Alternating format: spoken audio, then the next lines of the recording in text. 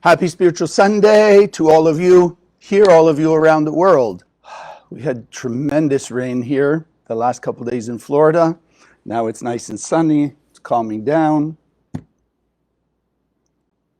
Let's see if we can do that with humanity. Been a lot of chaos, a lot of discord. So you and I are learning here in Spiritual Sunday and in Kabbalah Center in general how to calm down the world. We learn Kabbalah through the Kabbalah Center and Spiritual Sunday, how, one, just to keep reminding ourselves we're in charge of the world. There is nobody else out there. From my point of view, the world is just a reflection of me. From your point of view, the world is a reflection of you. The more we live that, like the Rav and Karen always taught us, the more we live with conscious control, then the more we're deciding the direction of the world. So we have two choices. The light or the darkness, order or chaos, clarity or confusion. The whole origin of the Kabbalah Center is to cover the world with light. You cover the world with light, no more darkness. Everybody sees clearly. They go directly to fixing their spiritual debt, as we call it, tikkun, if you know the term. And the world lives in peace and harmony. So let's do our affirmation for those of you online, those of you here. We say together, consciousness is everything. I raise my consciousness today to see the miracles and wonders of life. I commit myself to behave with greater love, compassion, and kindness towards all human beings. Okay, so let's get started.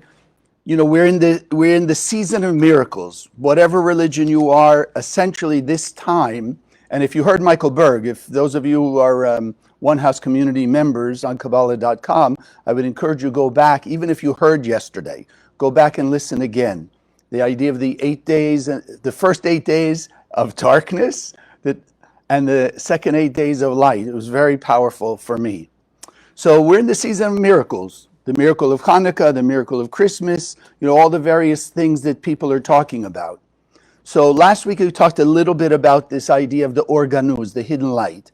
And I wanted to just look at it a little differently because like everything else, we just said consciousness is everything, which means what? Today I have a certain consciousness of life. I have a certain way I perceive life, a certain way I believe that life works, a certain paradigm of life. Today, we're going to learn something, and hopefully we get inspired. It starts to give us a different perspective, and therefore we see the same thing in a different way. And so this whole concept of the hidden light, the organuz, and so let's just remind for those of you who may not have listened or don't remember, you and I, as Adam and Eve, because there was no Adam and Eve separate from us. The Kabbalists teach us that those two beings contained all the souls that came from the endless world and will ever be in this world. So yes, today we're manifest in 8 billion bodies, but we're still only one soul, because in the endless world, the Creator only created one vessel, which is the container for the light of the Creator, the source of all lasting fulfillment, the source of all goodness and blessings, the source of all clarity, and one container to hold it. That one container came down here, split into Adam and Eve, and then it started splitting into the 8 billion of us. So I want to remind you, how did light get hidden in the first place? Because the Garden of Eden spiritually represents just the brightest of light, 100% of the light shining. So let's just remember, and those of you who are newer, the Kabbalists do believe that the 5 books of Moses does have an existence in the physical world, meaning there was an Adam and Eve, there were an Abraham, Isaac, and Jacob, there were all these events. But what they were really trying to show us, which is what the Zohar gives us, what's the spiritual technology? In other words, we need to know what's the practical use we can have here in 2023, not just a recollection of what they did then. So you and I, as Adam and Eve, we had this choice, because without choice, there's no reason to be in this life. It's our job to choose fulfillment, long-term fulfillment over short-term gratification. It's our choice to choose darkness or light, tree of life or tree of knowledge as it's called. So what did we do? We're sitting in the Garden of Eden. We have our first choice, let's say, as human beings in this world. And sadly, because of this thing called the snake or the nachash, or we call it the opponent, the adversary, the saboteur, it's got many different names, but it's really one thing. Like there's 8 billion names, let's say, on earth, but there's really only one soul. And so this energy that we created, an opponent, a spiritual programming that we injected in our own head to give us a challenge. Give us a challenge to decide, how much do you really want the light? How much do you want lasting fulfillment? Or are you just going to give in to short-term instant gratification? That's it. That's the choice. It has 1,000 different faces, but it's still the same choice. So you and I, as Adam and Eve, what did we do? As the Bible says, we chose to eat of the tree of knowledge, good and evil. Now, if you stop and think, because we do say consciousness is everything, what does it mean? There was the tree of life and the tree of knowledge, good and evil. The tree of life, there's only life. Simple, even by its name. The tree of knowledge, good and evil, means understanding, living in, immersing oneself in the confusion of good and evil, up and down, light and darkness, happy and sad, in all those ways. And, you know, we say it now. I mean, if you had the choice of eternal life and blessing or chaos and confusion and pain, suffering and death, which would you choose? Well, of course, all of us look, we say, of course we choose the tree of life. Well, but we didn't do it. Why? Because we got taunted by this thing called the nachash, the snake. And what did we do? We ate of the tree of knowledge, good and evil, meaning we immersed ourselves in the illusionary existence we call the 1% of good and bad. Disconnection from the light of eternal life. So I want to just remind us, so what does that do? If a person's sitting in the midst of infinite light, let's call it, and now disconnects from the light, what do they create from their own point of view? Like this, if I cover my eyes, you didn't disappear, the light in this room didn't disappear. From my point of view, I disconnected from the light in this room. So when you and I, as Adam and Eve, disconnected from the tree of life and eternal light and life, what did we enter into? I mean, it has to be something, an effect, an impact of that disconnection. So it's simple as we just said. If you put blindfold on right now, what fills the space, let's call, in our case, this room, so to speak, what fills the space wherever you are? If you're in your living room at home and you cover your eyes, so what now fills the space that before the blindfold was filled with your living room, the furniture, the couch, the TV, whatever it may have been? So what did we create? And this is the thing we have to understand. The Creator didn't create death, chaos, pain, and suffering. When we disconnected from the tree of life, we plunged ourselves collectively into pain, death, and suffering. That's it. The curse of that, or if you will, the punishment, or as we don't like those terms, the effect. There's no punishment when a person sticks their finger in the socket. It's just the effect of putting their finger in the socket and misusing electricity. God's not punishing, so God didn't punish us with death, pain, and suffering. We made the choice. Stay connected to the tree of life eternally, or disconnect. We disconnected. So we're the ones who immersed and created this thing called pain, suffering, and death. Death. Okay, now we're living with it.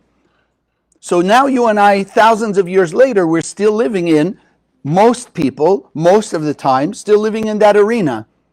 The realm of the 1% we call pain, suffering, and death, confusion. So that's the beginning of what was called the organuz, the hidden light. Because again, put a blindfold on, you just hid yourself, so to speak, from the light in the room. The light didn't go away, it's still there. So when you say hidden light or concealed light, doesn't mean that it's non-existent.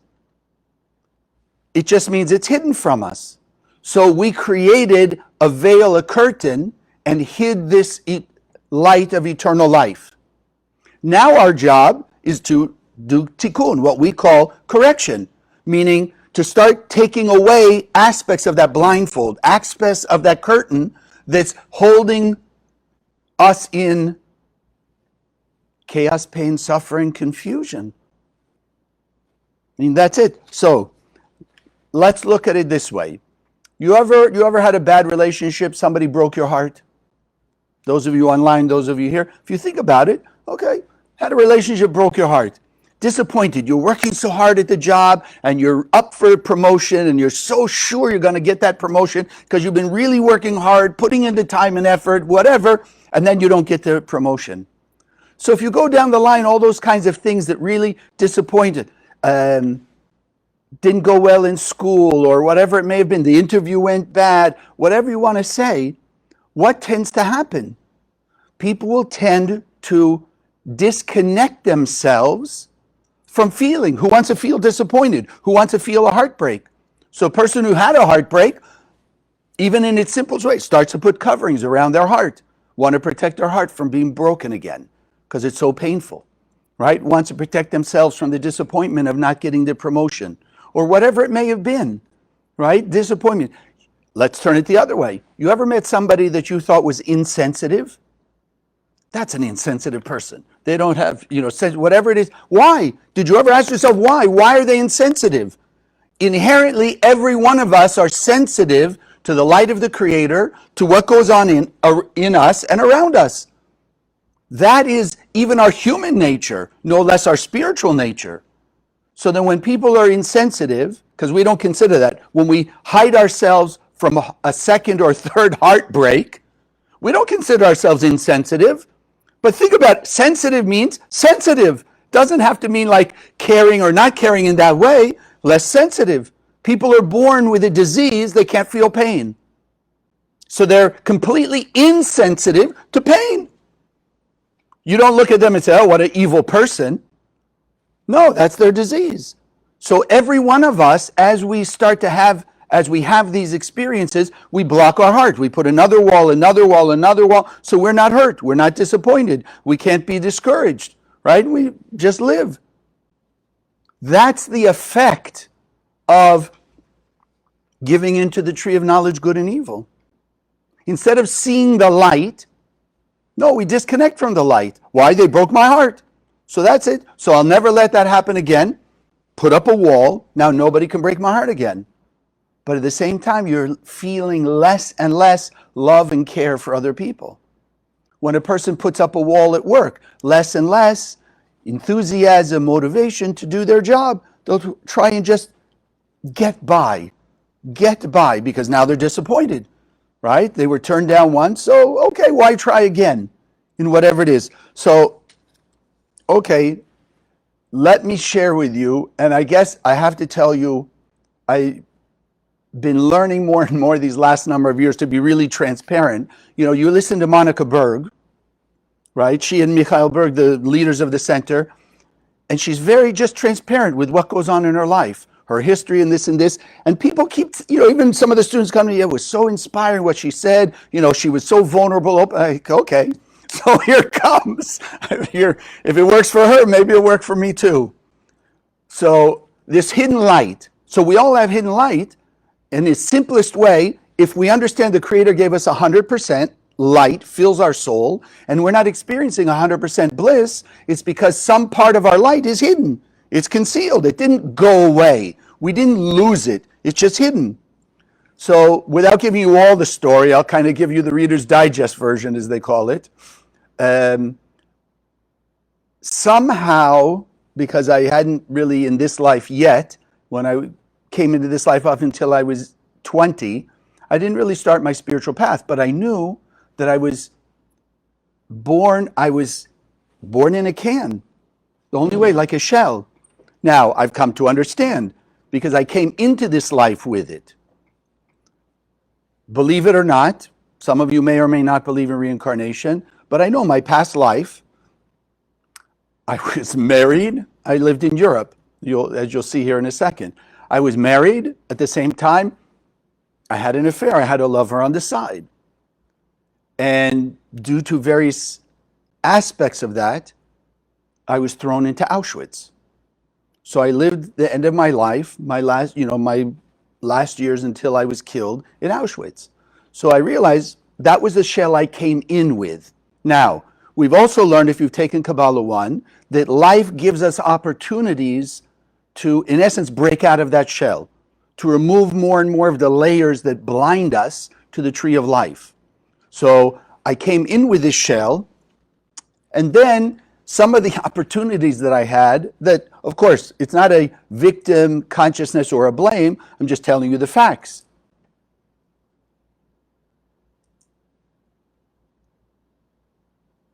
When I was 6, 7 years old, something like that, my parents, who had had a very difficult marriage, had this very loud, painful, for me and my sister, fight.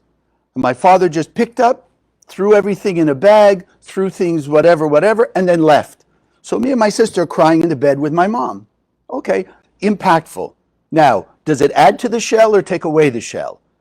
You follow? All I understood was the pain. So here's another aspect. Instead of, and of course, at 6 years old, I didn't understand. So I don't look at myself as a victim. No. But ideally, it was an opportunity for me to wake up and see something different. Then when I was 12, my favorite grandmother died. And through the situation at that point, when somebody told me, I asked, did my grandmother go to heaven? And the man tells me, well, we don't know. Our job is to be good in this world because we don't know why God does what God does. Okay, that's what I heard at 12. Fast forward 40 some odd years, I'm in the Kabbalah Center, and in a meditation, I remember that experience because I felt like something was holding me back. So I remember that. If you had asked me the day before, I would have never remembered that. But in this meditation, poof, I see me, 12 years old, and that experience. And I realized my 12-year-old self, that even at however old I was, let's say 50, I have inside me my 12-year-old self. You have inside you 1, 2, 3, 4, however old you are, there's still those pieces of you inside. So I realized my 12-year-old self heard when this person said, we don't know why God does what God does. I heard God killed my grandmother. But I didn't realize that at 12 years old, I didn't realize that's what I'd taken in. Until later on, I realized I created another blockage, another piece of the blindfold. God killed my grandmother. So there's another reinforcement to the shell. And then, of course, 20 years old, my mom died of cancer.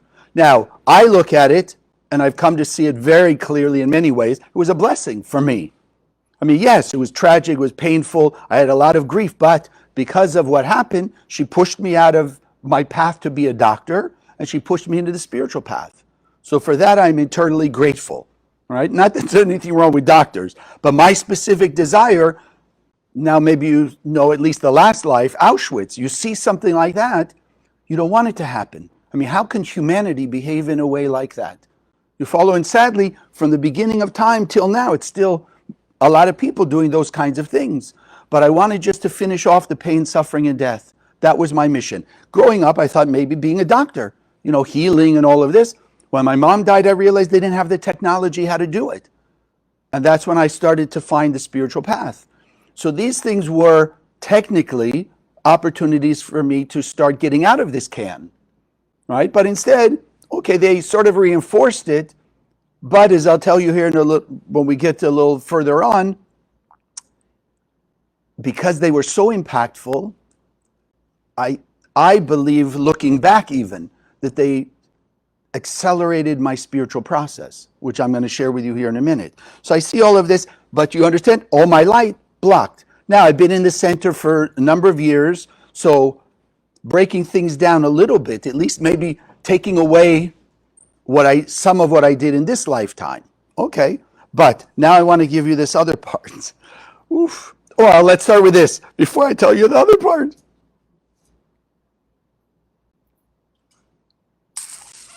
Okay.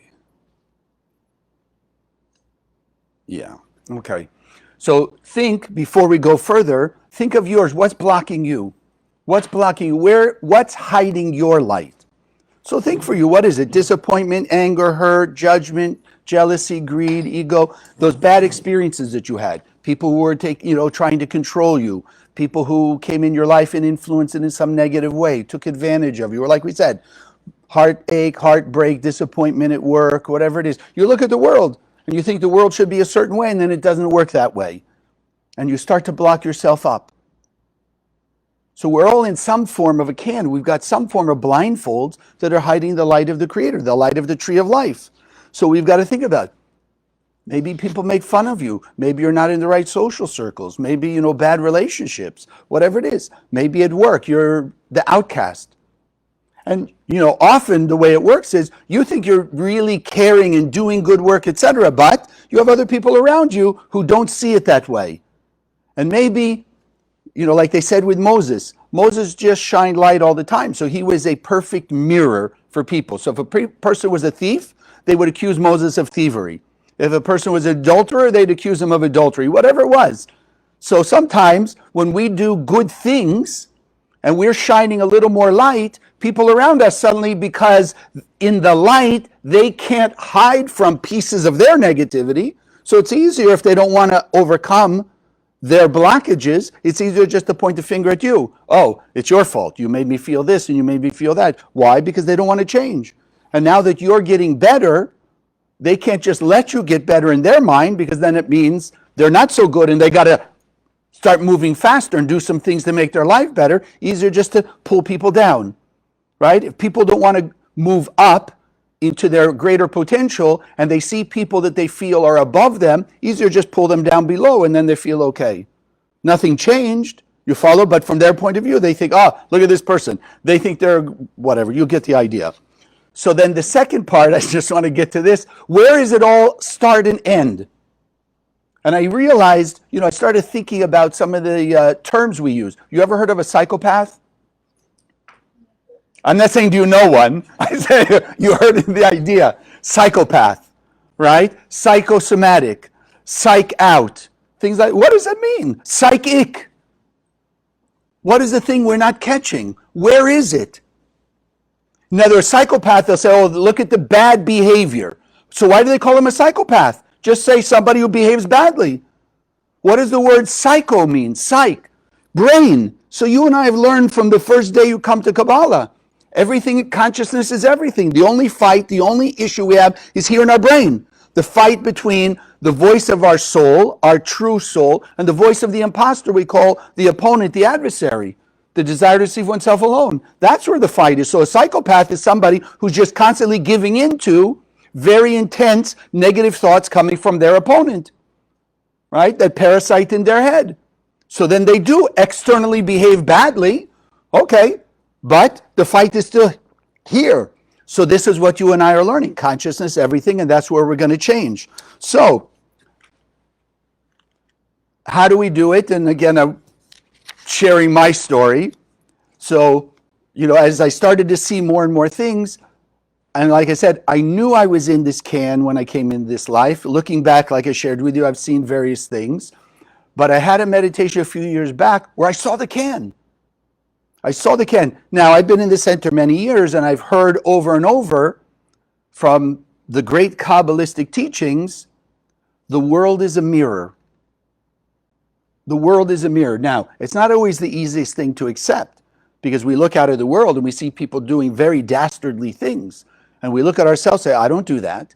But like you and I often emphasize here, if we can act with impatience, the guy on the street, the guy driving in front of us, how long it takes the person in line at the grocery store to check out. If we have a little bit of impatience, so let's call that 5 watts of light. And what do? We emanate 5 watts of resentment or anger or something at that person. What's the difference between that and people who are out there doing really the dastardly things? Murder, rape, robbery, whatever. It's just the intensity of their impatience. So we may have 5 watts, they may have 5 million watts, but it's still impatience. So you can't point your finger at them. So this is what all the great Kabbalists have taught us. Look at the world, or now we call it in Kabbalah 1. You spot it, you got it. Now, you look at it, somebody says, oh, such a drama king or queen. Pause. Look at yourself. How do you act in a similar way? Not maybe on their level. You follow? Maybe not 5,000 watts of that, but how do you have 5 watts of drama queen or king or what have you? That's what you got to look at. Not for guilt and shame, for the opposite.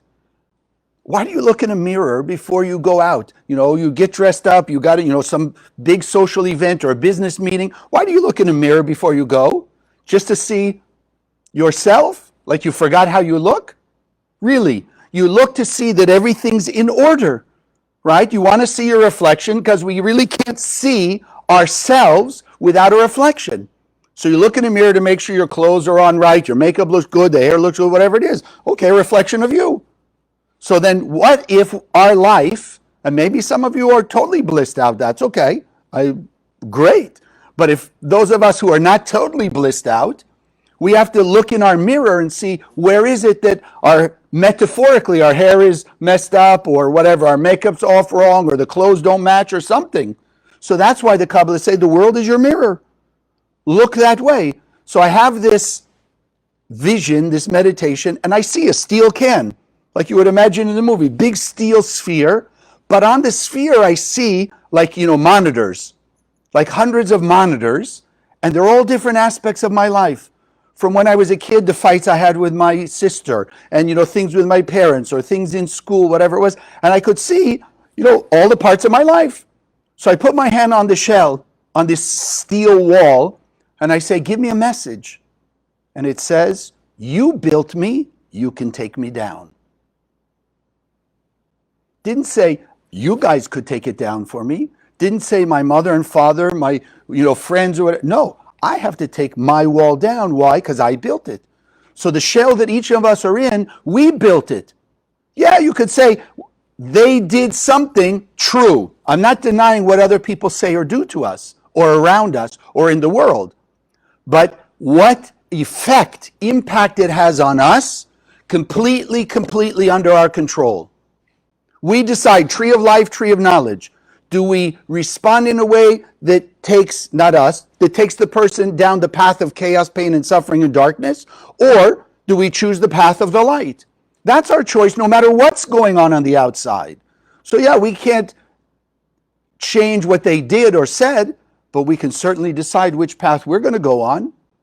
And so when you look at our lives like my shell, I created all those different scenarios that I saw in these monitors were ways that I reacted. And therefore, saw the shell. So I decided I had to break something in the shell. So, in its way, I broke one of the monitors, let's say, right? I dealt with a particular issue. And then I saw, it was way above my head, so I couldn't see what was outside, but I put a break. I broke a piece of that shell, and all I could see and feel was this beam, like you hear it, this amazing, intense light. That's it. It was just light, but like they say, bright, warm, not blinding, but I just knew at that point, because of course the light comes in, all of a sudden I'm more aware that how much darkness I'm in. Because the light comes into the shell. You fall, it's like you eat, no matter you have all the lights on in your room, the bedroom, the kitchen, whatever it is, and you lift the curtain and it's a sunny day, the sunshine overwhelms the lights, you have in the room. That sort of thing. And I just decided from that point forward, that's where I'm going. Nothing going to keep me in the shell anymore because it was so clear, the difference. Like light and day, as they say, good and evil. That kind of thing. Okay, so I started that. So I'm working on breaking the shell down more and more and more and more. But I share that with you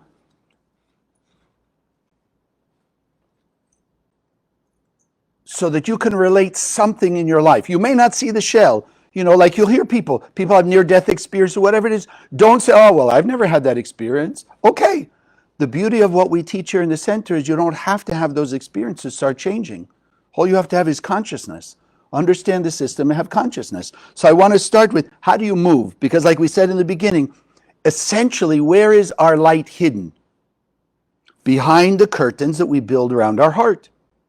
Because everything in life, you're disappointed the guy on the street didn't drive the way you want, right? And you get angry and upset. A little curtain covers the essence of your heart. Because the heart, we could say, is the seat of love. What is love? Is the light of the Creator. So you keep blocking that. And think about it. Those of you who have loved ones in your life, okay, you can think you love them. And I'm not saying you don't, because I loved my kids for many years. I saw this. It's changed, exponentially. Because the more light, the more light. I started to realize I wasn't loving them as much as I could. I wasn't caring for them as much as I could. Not because I didn't want, not because I wasn't making the effort, but like anything else. The steel shell, those curtains, those blindfolds, weren't allowing me to see ways and means how I wasn't giving more of myself to them and how I could give more to them. So as we want to start shifting ourselves from head to heart, as they call it, like we all must know people, they're all in their head. We use that term. They're all in their head, all in their head, all in their head. Not like consciousness-wise, but that's all they've got, like, the intellect, right? So they can spout everything and they can tell you all these facts and figures. Simple thing. My father used to tell us he was involved in city politics. So I guess for me, it's been the standard example.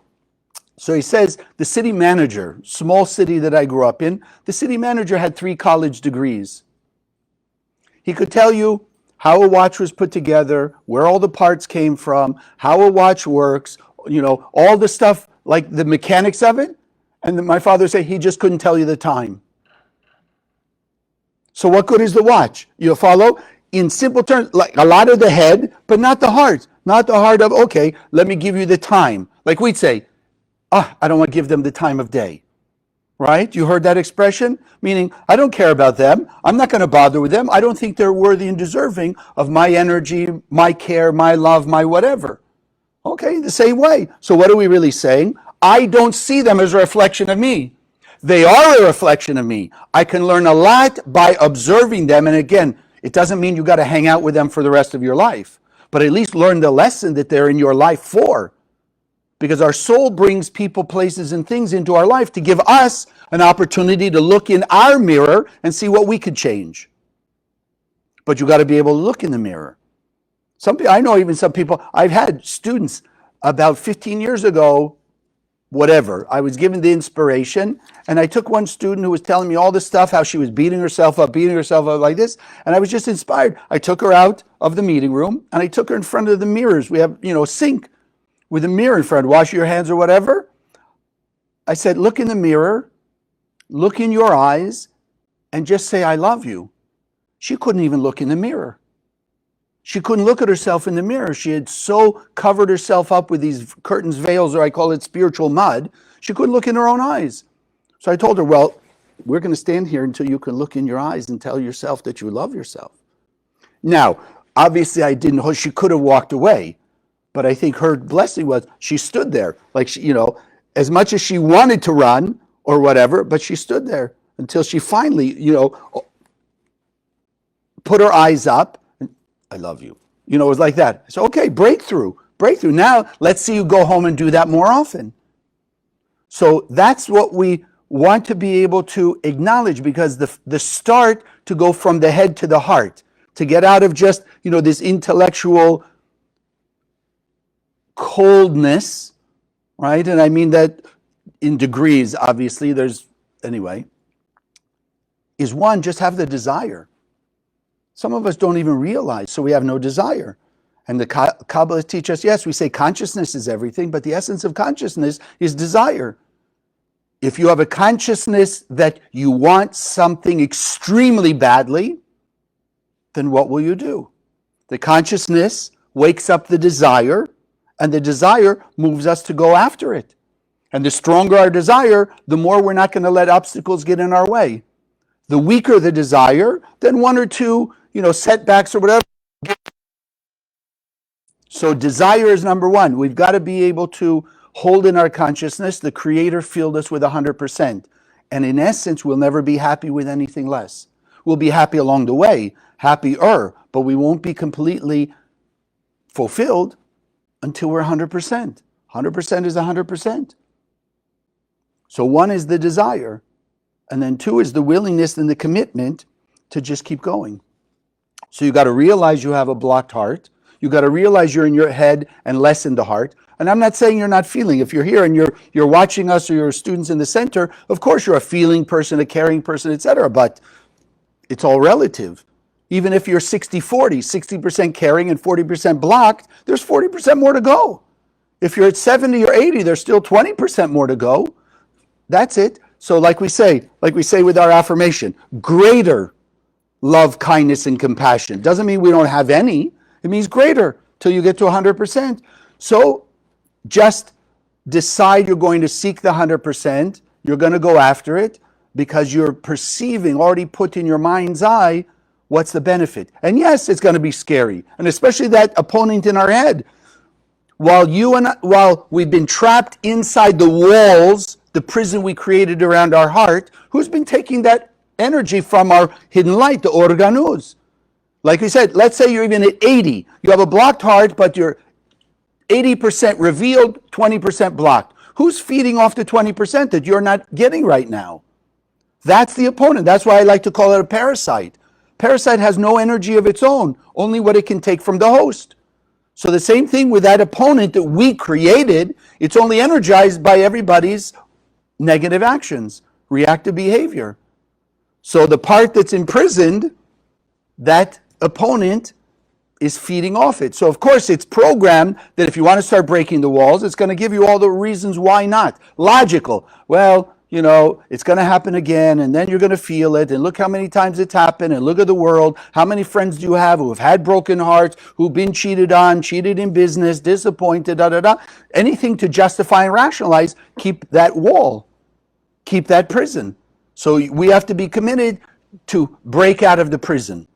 Period, end of story. You have the desire, you commit yourself to do it, then comes the effort. And the effort is, like we said, how do you start? First, look in the mirror. Okay. Look in the mirror and look in your eyes.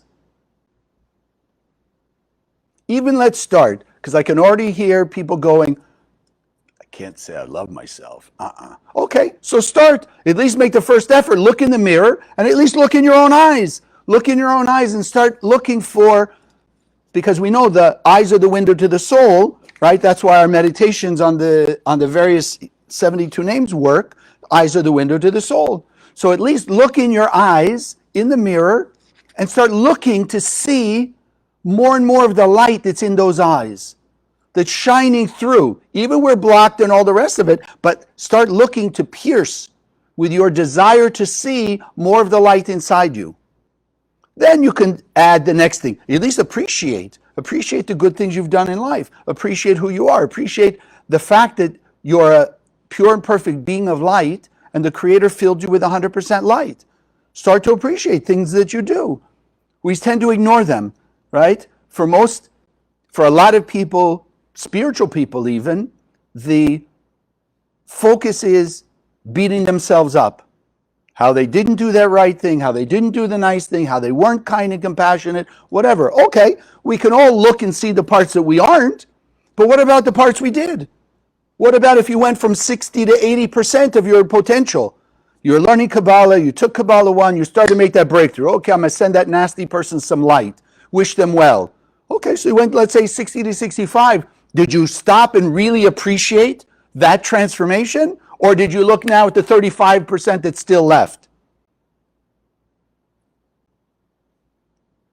So at least acknowledge, appreciate, because like the Kabbalists say, if the world is a mirror and we can't look in the mirror to appreciate what we've done more, how in the world are you going to appreciate what everybody around you in the world does more good for you every day? If you can't appreciate, meaning see the light in you more, how are you going to see more light in the world? And if you don't see more light in the world, of course, you're going to behave the same. Unfortunately, maybe worse. Because like science tells us, the world, I think it's the second law of thermodynamics called entropy, meaning everything's falling apart, right? Metal starts to rust, wood starts to rot, bodies, heaven forbid, start to fall apart, like everything falling apart, disintegrate. So the way I look at it like this, imagine yourself picked up and dropped in the middle of a down escalator. So the escalator's moving down, right, like the world is tending to do, and you're dropped in the middle. If you just stand still, you say, you know what, I'm not going to hate people, but you're not going to do more good things, and you're just standing still. Where are you going to go? You don't stay in the same place, you go down with the escalator. Even just to stay in the same place in the middle of that escalator, every moment of every day, you got to at least move forward to the pace that the escalator's going down, just to stay in the same place. You following me? Everyone getting it out there? Just to stay the same. You got to move a little bit, so you have to be a little more kind, a little more compassionate, a little more generous, a little more forgiving, a little more tolerant, a little more apologetic, all those things. Judge people for good. Have greater gratitude. That's it, just to stay the same. What does your soul want? Our soul wants us to have the 100%, because it is 100%. It's at the top of that escalator. So our job is to run faster than the escalator's going down. The beauty is, like we were saying in the beginning, we're only one soul. So the more we do to run up that escalator, to shine more light into the world, the more everybody is being influenced on a soul level to do more. Because our souls are interconnected. I like to call it the spiritual internet. And you can't disconnect, you can't unfriend, and you can't block. The internet is just open. So it's our choice. If you don't want the negative influence from 8 billion people out there, you have to put light out constantly. If you're shining light out into the internet, the darkness can't reach you. And you're expanding that light, so your sphere of light extends further and further and further, so you're having less and less negative influence from the 8 billion people. And at the same time, if the light is expanding, then you're influencing more of the 8 billion parts of you with light, so that they're having a spiritual awakening, which means you just saved at least one life. One person out there right now, heaven forbid, but unfortunately that's the statistics. One person out there is seeking to murder somebody. We're sending more light, we're shining more light, or as you know, spreading more Zohar, then at least one person is pushed out of the desire to murder that person and going towards the action of doing it, to waking up their soul and going, wait a second, why am I doing that? Yeah, they may still have an argument, they may still whatever, but they're not going to murder. Somebody's not going to steal. Somebody's not going to speak gossip. Somebody's not going to commit whatever, violence on somebody else, just slapping, even whatever. We're changing people every time we're shining more light. Every Zohar is multiple lives we're saving, because the light of the Zohar is the most powerful conduit. It draws into our world literally the light from the endless world. So we're transforming who knows how many people besides us. The beauty is we're always the first beneficiary. You're shining more light, you're channeling more light. You just went 5 watts, 10 watts, 1,000 watts, whatever. However you want to look at it, more light, less chaos. More light, less confusion. More light, greater blessings. So okay. So let's take this season of miracles. We know it's the season of miracles, the season of light. We know that even in the season of miracle, we're going to see the darkness, because you can't reveal light if you can't find where it's hiding. So every place you have fear, jealousy, insecurity, judgment, whatever, realize that's where your light is hiding. That's the curtain that's creating for you the hidden light.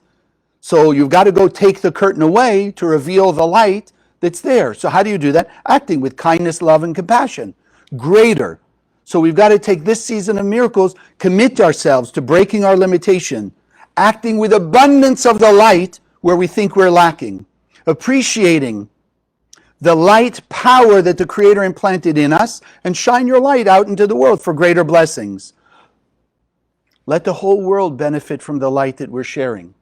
Turn the tables. Let's turn, this opponent in our head is pointing at, all the logical reasons why to hate and have anger and something against those people. Let's turn it around. Let's say, think, use the opponent in your head as a treasure, a GPS to your treasure. Like the old days, they used to have a treasure map. So you're following along like this. You don't see the treasure until you dig into the ground where the treasure is hidden. So let's start turning the table in the season of miracles against the opponent. Don't let the opponent just be attacking us. Let's go attack the opponent. So everywhere the opponent's telling you, go after them and go after them. No, let's use the power of the light in the season of miracles, because that's what the light is. Turn the tables. Let's start turning darkness to light, chaos to order. Start transforming our nature so that The miracles are we're taking away the walls of darkness and we're letting the light free, the light of our heart, the light of our soul. Let it shine out there so that in the end of the story, the hidden light becomes manifest for all people. The darkness gives way to light and blessings, and hatred and violence give way to love and forgiveness. And that's when miracles will become the norm, unity becomes the standard of living, and the hell on earth is replaced with heaven on earth. God bless. Okay. So those of you out there, those of you this is the time I just mentioned. We'll do our meditation. We have one of the 72 names here in a moment, but this is our time of our offering. We cannot achieve, you think, if there's only one soul, what would happen? People have asked me, Chaim, what about, just go ask a billionaire for enough money to, spread the Zohar all over the world. Okay, first and foremost, they'd have to have the consciousness that a book, what they'll say is a book, can actually bring the end of the angel of death. Okay, that's the one thing. But those of you who understand the term earning the light, or we call it bread of shame, if one person does the work for us, it's like, a parent. If a parent does a kid's homework from first grade through high school, and then the kid goes out to get a job, are they going to be able to handle the job? No, because they haven't learned anything. So in the same way, each of us have to contribute. And that's why we bless the offering, or your gifts, those of you online. And let me put it here.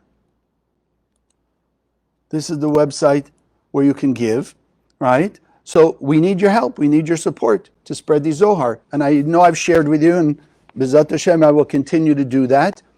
As of now, 2 months, we have given away worldwide over 200,000 Zohars. All last year, we barely hit 100,000. Why?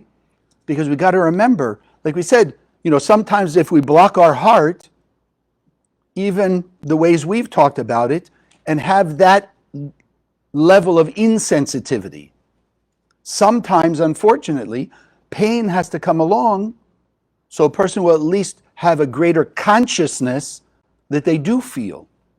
That insensitive person we talked about before, when they have pain, they're no longer insensitive. They feel their pain. They want to do something to get rid of it. So sometime our tikkun process, our soul basically, has to put us in a painful situation so we realize, wait, we do have feelings.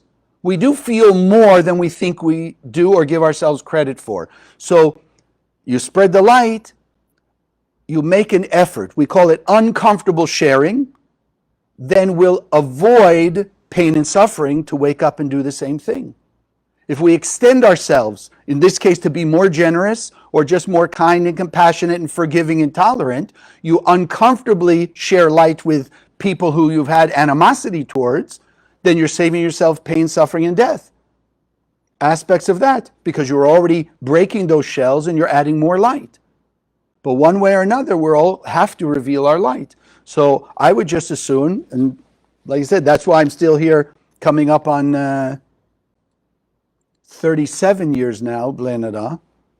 This, whatever I can give, whatever I can encourage people to give, how many of these we can give away, how many more people will come and learn. The faster you raise consciousness, the faster that we can remove the pain and suffering. So those of you here, hold your offering in your hand. Those of you online, do the meditation. And if you want to stay for the 72 names, we'll do that. And then you can go online and contribute. So we know that money is just a vessel. And that which we fill it with is not only what it will put out into the world, but what it will bring back to us. So we want to fill this gift, this offering, this donation, this investment in our life and the life and the future of humanity. We want to fill this investment with love. Love because we do understand there is one soul. And wherever we may not see the light, we understand today in a new way. The light is always there. It's that we don't see it, not that it doesn't exist. So we extend the light of love. We fill this offering with gratitude grateful for the light that's in us, grateful for our life, grateful for the good in our life, and grateful for the lessons we've learned through the challenges that we've gone through. And grateful for being able to understand in a very simple, clear, practical manner this wisdom called Kabbalah that we learn in the center from Kabbalah 1 forward. Gratitude that our heart is more open, that we've strengthened our desire to share our light where we hadn't been, towards shining light towards those people that we hadn't been, and thereby revealing the blessings that the Creator already gave us that we have not yet been experiencing.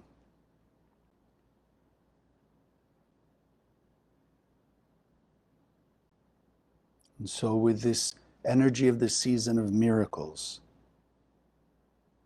we send this gift, this investment in the light, in the world, in our lives, out to touch the heart and soul of every person on earth, awakening them to a higher level of peace, love, kindness, through the awareness that there is only one soul and ultimately one human being composed of 8 billion parts. And by shining brighter light, we acknowledge with gratitude the multiple blessings that will come back to us. And together we say, Amen. So those of you here, okay. So this is one of the 72 names of God, made up of 3 Hebrew or Aramaic letters.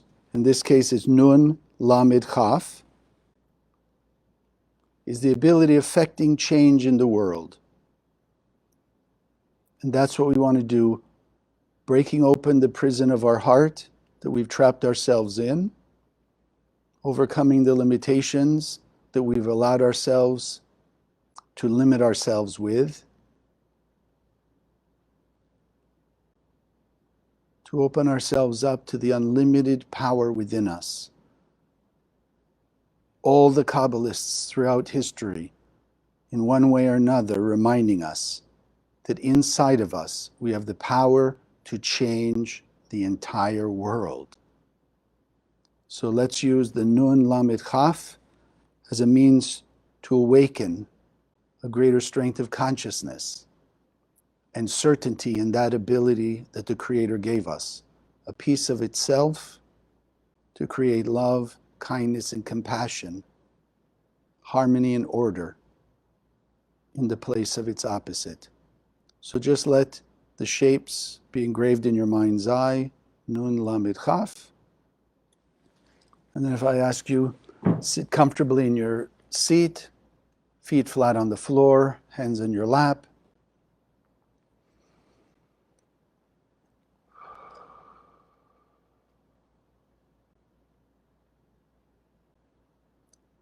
Taking a few deep breaths, breathing in through the nose. Hold the breath for a moment. Exhale through the mouth.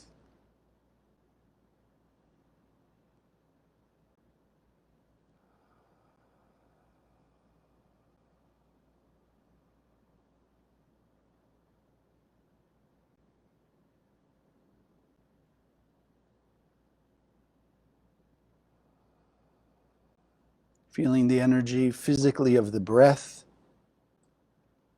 the air, the energy of physical life. And becoming more conscious, more connected to the light that empowers the air we breathe. So with each breath, inhaling the light, the true life force, circulating it through us. And with each exhale, sending it out into the world as we unblock ourselves, unlimit ourselves, strengthening the flow of the light of the Creator in and through us.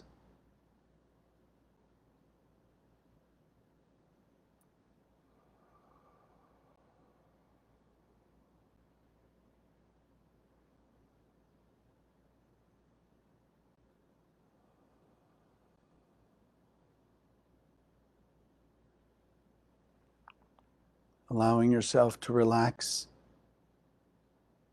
into the warm embrace of the light of the Creator, that energy of pure, unconditional love.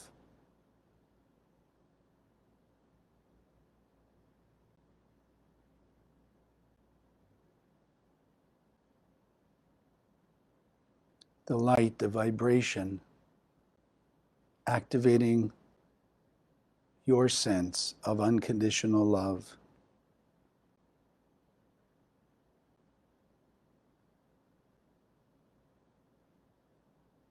Greater conscious connection to the wisdom, the understanding.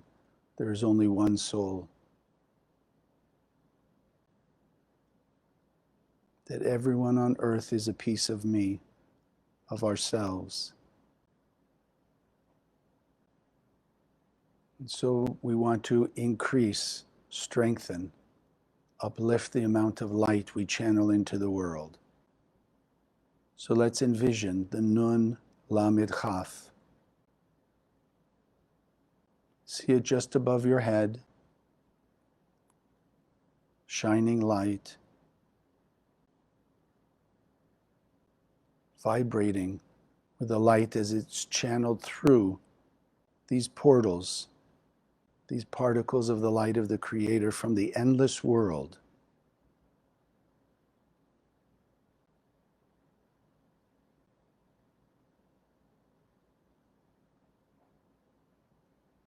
And slowly allow this energy, Nun Lamed Chaf, to enter through the top of your head,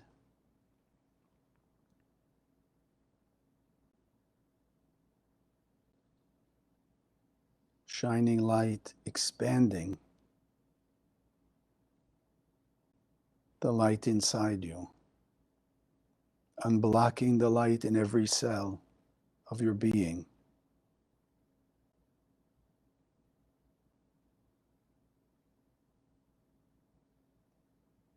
See and feel your entire body, the true being inside you. Feel the new vibration,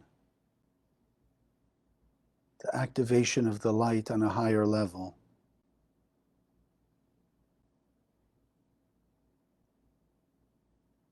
As the light is getting brighter, unblocking whatever limitations you've had up to this moment in your heart, the blockages of your soul. One, ask your soul for guidance and clarity, for things you may not realize, ways you may not understand or have awareness that you've been holding yourself back. Ask for clarity and guidance.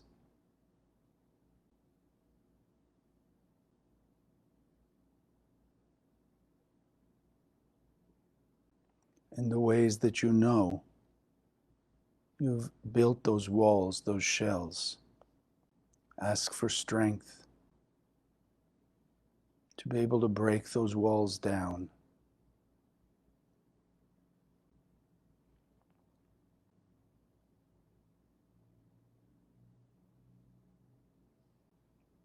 The Nun Lamed Chaf.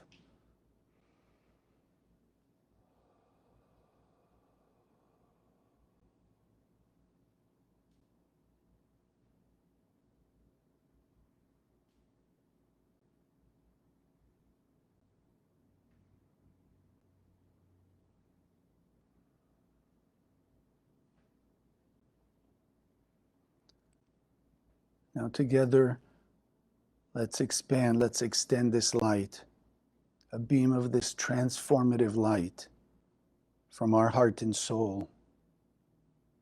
Shine it out from behind those walls, seeing and feeling the walls break down. Feel the greater certainty that the light protects you from the darkness. And so as you extend it out, breaking down these walls, appreciate, acknowledge your willingness and desire that's given you the strength to begin breaking the walls down.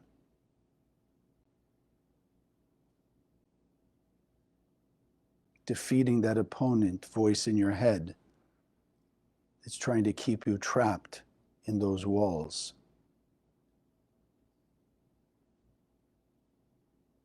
And let's extend a beam of that light out to the heart and soul, everyone you know, and through them out to the world. So that every part of us that's in those 8 billion bodies, every aspect of that one soul of humanity, being enlightened, being empowered to break down their walls, the walls that have created divisiveness, all the animosity, all the negative actions.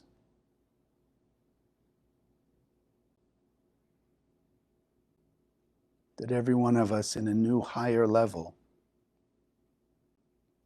disconnecting from the tree of knowledge, good and evil, strengthening our connection to the tree of life.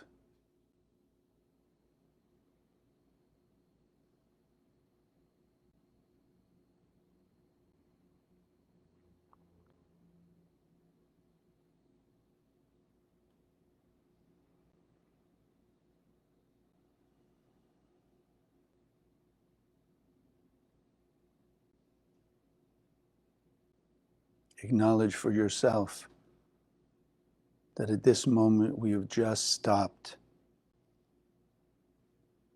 1, 2, dozens, maybe more actions of violence, thievery, hatred, by awakening this light in all humanity.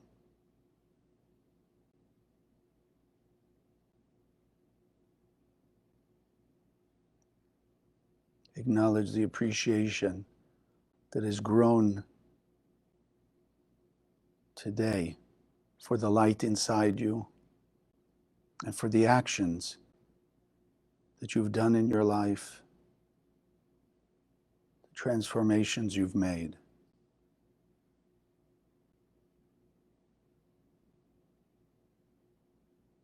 And then see and envision together as one that same transformation in 8 billion people.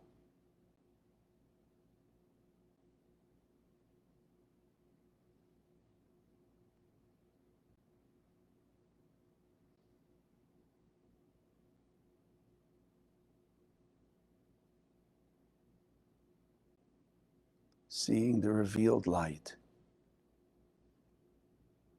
and expanding, intensifying all of our desires to reveal more and more, to make the hidden light revealed light, that we can remove all the darkness now and forever.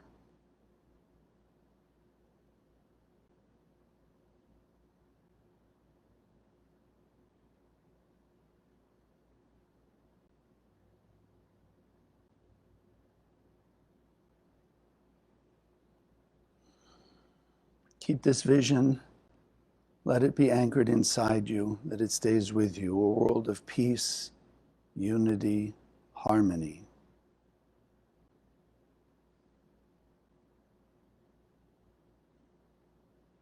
And the commitment to grow, transform,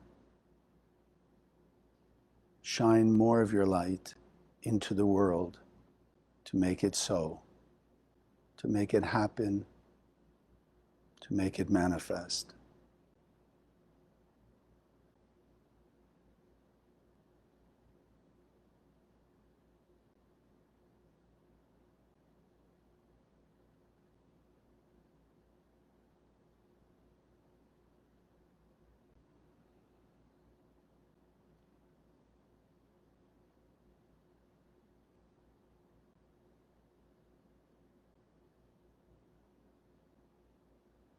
And we take one more deep breath to anchor it, solidify this consciousness, this commitment. And slowly exhale and open your eyes.